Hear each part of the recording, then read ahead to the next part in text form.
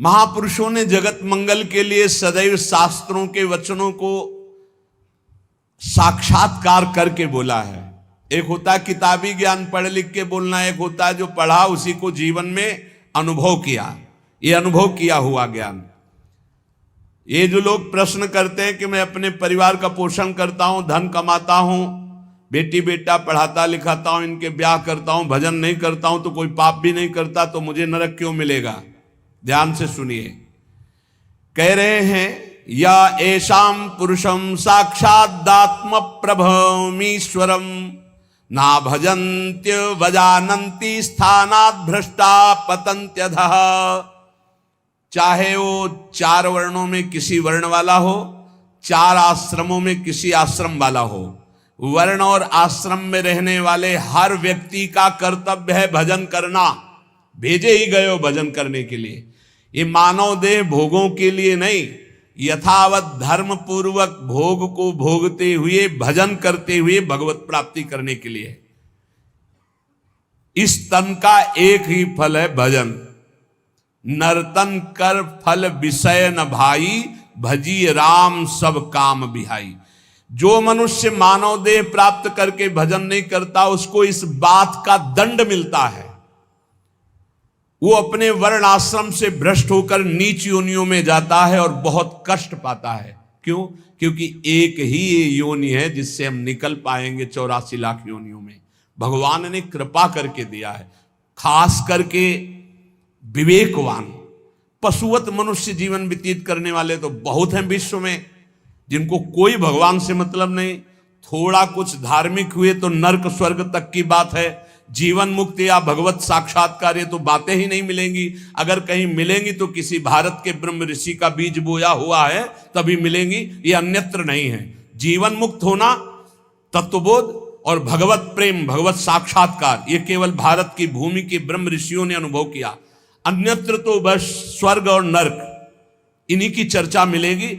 अगर कहीं है तो किसी भारत के ब्रह्म ऋषि का बीज बोया हुआ है, वहां अन्यथा नहीं है। बड़े भाग्य हैं कि इस पावन भूमि में जन्म लेकर हम भजन करके भगवत प्राप्ति करते हैं।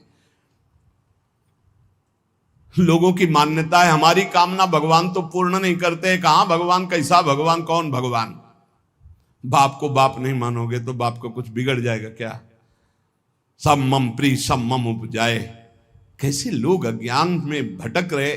तुम करो पापाचरण, तुम्हारी बात सुनेंगे। अच्छा यही सोचो, हमारे भारत का प्रधानमंत्री है, हर प्रयास करता है, कोई भी बने अपनी बुद्धि से प्रयास करता है भारत उज्जवल हो। यदि सत्य मार्ग का पथिक है, वो अपने कर्तव्य को समझता है तो ही सोचेगा भारत उज्जवल भविष्य वाला बने, भारत धनाढ्य बने, भारत एक बलवान देश बने, भारत की हर प्रजा सुखी रहे।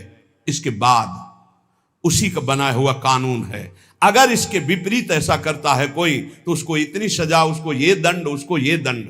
ऐसे ही भगवान का विधान है। यदि आप धर्म मार्ग में चलोगे तो उज्जवल भविष्य वाले, आप अध्यात्म बल से बलवान, आप परमानंद की प्राप्ति करने वाले। आप विपरीत मार्ग में धर्म विरुद्ध चलोगे तो आपको रोग, शोक, दंड, चिंता, भय, शोक, नरक, मृत्यु ये सब प्राप्त होंगे। भगवान ने निर्णय कर दिया। अगर अब आप साबित हो चुके हो महापापी हो और आप राष्ट्रपति को प्रार्थना करें कि मेरी फांसी टाल दी जाए और उनकी मौत हो जाए, तो न्यायाधीश के द्वारा पास किया हुआ आपका फांसी का मृत्यु दंड भी टाल दिया जाएगा। ऐसे ही भगवान कह रहे हैं सर्वधर्मान परित्यज्य, रास्ता बता रहे मामेकम शरणम ब्रज अहम त्वाम सर्व पापेभ्यो मोक्षयिष्यामि मा शुचा। ए भगवान ये पूर्ण कर दो। क्या किया तुमने भगवान के लिए? भगवान ने तुम्हें मानव देह दिया, भगवान ने प्रकृति दी, भगवान ने सब कुछ व्यवस्था की। तुम केवल पापाचरण करो, भगवान तुम्हारी नौकरी करे। तुम भगवान के अंश हो, भगवान ने तुम्हें देह दिया, भगवान ने प्रकृति दिया, तुम भगवान के लिए क्या कर रहे हो? तुम हमारी समाज के लिए जो भगवान ने रचा है उसके लिए क्या कर रहे हो? अपनी वासनाओं की पूर्ति। तो दंड नहीं भोगोगे और क्या भोगोगे? तुम्हारे गाली देने से भगवान कोई छोटे हो जाएंगे? तुम्हारे थूकने से आकाश गंदा हो जाएगा? तुम कर सकते हो तो सिर्फ अपना बुरा कर सकते हो और कुछ नहीं कर सकते। लिख लो हमारी बात। अगर कुछ भी मंगल हो रहा है तो भगवान के बनाए विधान से मंगल हो रहा है। संत समागम, हरि कथा, नाम जप, भगवत आराधना, ये उनकी कृपा से हो रहा। तुम कर सकते हो तो शब्द लिख लो, केवल अपना बुरा कर सकते हो, वही बुरा कर रहा है। भगवान को गाली दे रहा है, भगवान को नहीं मान रहा, नास्तिकता बढ़ रही, मनमानी भगवान ने मेरा कर्जा लेते समय भगवान से पूछा था, कर्जा लेते समय भगवान से विनय की थी, धर्म से चला है तू, भगवान की आज्ञा का पालन कर रहा है तू। अरे भगवान तो सबके पिता हैं, परम उदार हैं, गाली देने वाले को भी प्रकृति से नहीं रोकते कि इसको श्वास मत लेने देना, ये मुझे गाली देता है, नहीं, अच्छी ऑक्सीजन देते हैं, पानी देते हैं, भोजन देते हैं, उसके लिए पृथ्वी फट नहीं जाती है, उसको भी पृथ्वी अपनी गोद में रखती है, जो भगवान को गाली दे। कैसे नीच बुद्धि वाले अपना काम बनाने के लिए आए हो और अपना काम बिगाड़ रहे हो, जिनसे काम बनना है उन्हीं में नास्तिकता कर रहे हो। कौन है आधार यहां इस जगत का? वही सर्वाधार परमात्मा। तुम अंधे हो, दिखाई नहीं दे रहा? ये सूर्य किसके बल से तेजवान है, ये वायु किसके बल से चलती है, किसके बल से पृथ्वी, आप देखो किसके आदेश से हो रहा है। एक जरा सा झटका आता है, प्रांत का प्रांत चकनाचूर हो जाते हैं। वो सामर्थ्यशाली भगवान है, तुम्हारे कुछ कहने से होगा, चींटी की तरह पिस जाओगे। उसकी शक्तियां अनंत हैं। होश में अगर जीवन को मंगलमय सार्थक बनाना है तो एकमात्र भगवान की शरण है, और अगर कुछ भी और करोगे तो अपने को बर्बाद करोगे, सिर्फ बर्बाद करोगे, सिर्फ विनाश करोगे अपना, और कुछ मंगल नहीं कर सकते। भगवान का आश्रय ले लो, वो बहुत करुणामय है। ये जो पुरुष चारों वर्ण या चारों आश्रम में है, यदि भजन नहीं करते तो इस बात का दंड मिलेगा कि मानव देह तुम्हें मिला है भगवत प्राप्ति के लिए। देखो, बोले भला पिता अपना बालक का अहित चाहता है? हां, चाहता है। एक पिता के पुत्र ने किसी नाबालिग का बलात्कार करके उसको मार डाला। उससे वो समाचार वाला पूछता है कि आप अपने ऐसे पुत्र के लिए क्या बोलेंगे? तो बोले, यही बोलूंगा कि जल्दी से गिरफ्तार किया जाए और उसको फांसी की सजा दी जाए।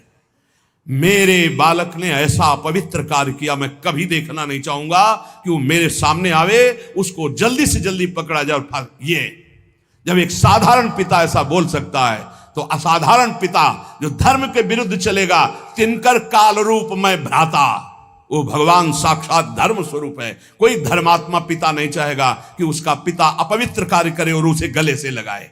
फिर भी मेरे भगवान कह रहे हैं, अहम तो हम सर्व पापेभ्यो मोक्षयिष्यामि मा शुचा अपि चेत सुदुराचारो भजते माम अनन्य भाग। महादुराचारी भी हो तो आ जाए कह के कि प्रभु मैं आपका हूं, आपके सिवा कोई मुझे नहीं बचा सकता, तो मैं तुम्हें साधुरेव सम्मंतव्य सम्यक व्यवसिता हिस्सा, मैं तुम्हें साधु बनाऊं। फिर भी भगवान को कैसे शब्दों से बोलते, कोई भगवान नहीं, मन मानी आचरण करो, पता चल जाएगा भगवान है कि नहीं। अंतिम समय तक तो पता चल जाए। एक डॉक्टर बोले थे हमसे, जब गंगा किनारे भ्रमण करते थे, बहुत अमेरिका से पढ़ के आए थे, मार विज्ञान छांटते चले जाए, कौन भगवान, कैसा भगवान, क्या। अब गंगा किनारे तो एक अलग रहनी थी, उदासीन, ना बोलना किसी से। तो उनसे कहा, नहीं ऐसा अपमान मत करो, भगवान अब कैसे हम तुम्हें छाती चीर के दिखावें कि हैं, हम ऐसे जी रहे हैं, ये साधु महात्मा ऐसे जी रहे हैं, केवल हवा में जी रहे हैं, नर्क स्वर्ग की चाह नहीं। लेकिन छाती से कहता हूं, हृदय से कहता हूं, त्रुटि हमारी, करुणा उनकी। अगर कहीं भी हमें कुछ भी असंतोष हुआ है तो मेरे आचरण का, मेरे विचार का, मेरी क्रियाओं का हुआ है, और उनकी कृपा का वार पार नहीं। अपार करुणा बरुणालय। और मिलना, तुम बहुत दूर हो हमसे, तुम दूर हो, लेकिन मेरे प्रिया प्रीतम मेरे से दूर नहीं।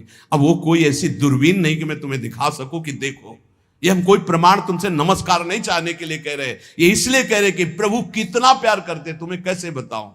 हजारों प्राण हो तो न्यौछावर कर दे, ऐसा प्यार करते हो। ऐसे नहीं को स्वप्न में आके प्यार करते हो, भाव में आके प्यार करते हैं। जैसी भावना करोगे वैसे ही तुम्हें अनुभव कराएंगे। वो है, प्रत्येक कण में है, प्रत्येक क्षण में वो मेरे साथ है। ऐसा बिल्कुल माइक से कह रहा हो, आचार्य बल से, गुरु बल से, कि विश्वास करो, वो केवल ध्यान का विषय नहीं है, वो केवल भजन का विषय नहीं है। वो मित्र की तरह मिलते हैं, वो संभाषण करते हैं, वो साथ खेलते हैं। पर ये बात वही देख सकता है जो उन तक पहुंच चुका है, जो उनके चिंतन में तन्मय है। अन्यथा ये मायाकृत नेत्रों से बात नहीं देखी जा सकती।